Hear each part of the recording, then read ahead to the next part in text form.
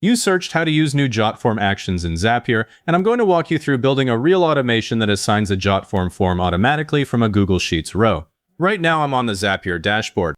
I'm already signed in and I've got my Jotform account connected, plus at least one published form ready. If you haven't connected Jotform yet, head to My Apps and link it. Takes a few seconds. To start, I click Create up here, then Zaps. The Zap editor opens to a blank trigger step.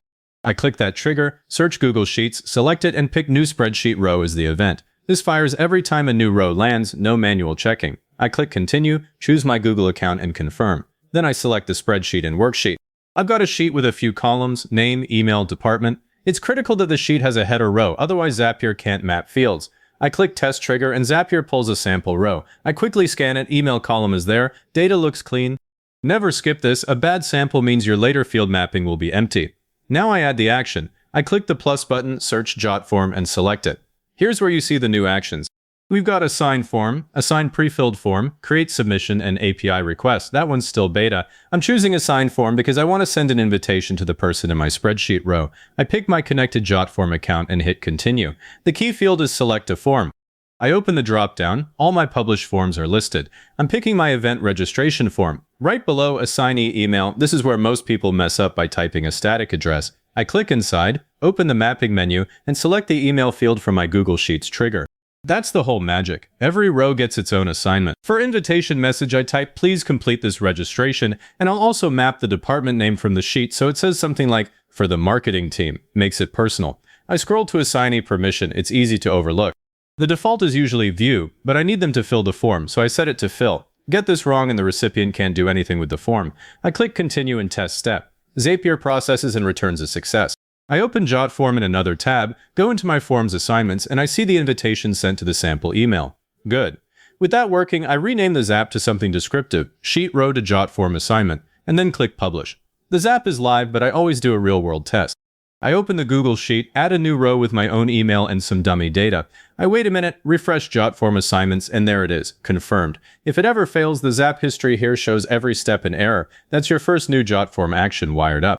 Now maybe that person needed a form that was already partially filled. That's Assign Prefilled Form. I'll show you. In the same Zap editor, I can swap the action or build another. I click the plus, search Jotform, select Assign Prefilled Form. After picking my account and form, I get the same assignee email and invitation message fields, but now I also see pre-filled field permissions and a list of fields from my form like name, company, date. I can map the Google Sheets data directly into those fields. So instead of fill everything from scratch, the assignee opens a form with their details already in there. I'd use this for contract renewals or onboarding where data already exists. I map the email, set permissions to fill, and map the name and department, then test. Works the same way, just a different action.